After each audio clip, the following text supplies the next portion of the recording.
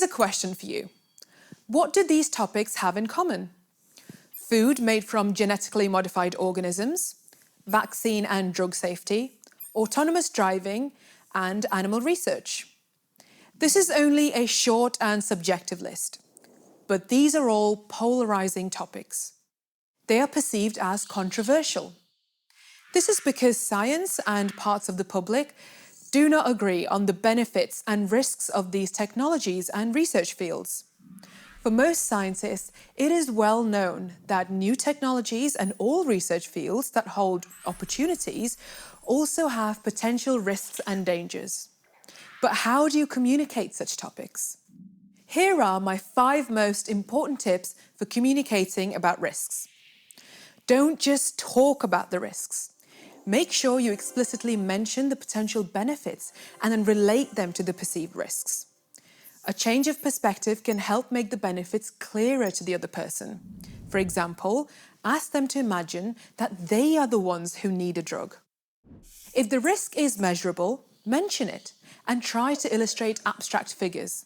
For example, if the risk of a severe allergic reaction after a vaccine is 0.0001%, then statistically, 1 person per 1 million vaccinated will have such a complication. However, do not try to talk down risks and do not present them in a partial way. Language in risk communication needs short, clear sentences, without constant ifs and buts. Complicated sentences, unknown acronyms, and technical jargon cause mistrust and makes it even more difficult to discuss complicated topics. Take possible concerns and fears seriously. Put yourself in the other person's shoes.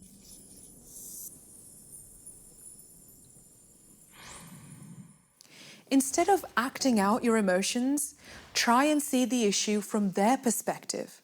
This will help you understand them better and recognize the reasons for their concerns. Be humble. You will be perceived as an expert even without listing your credentials.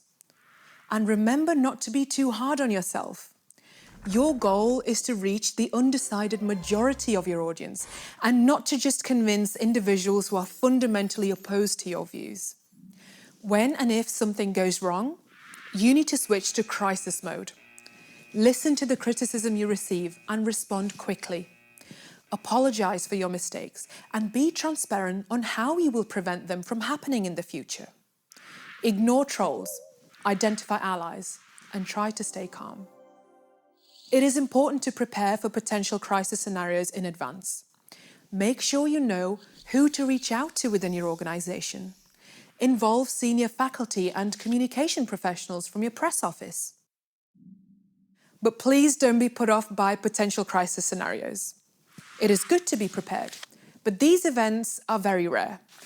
More often than not, science communication is much easier. And personally, I find it quite rewarding and also a lot of fun.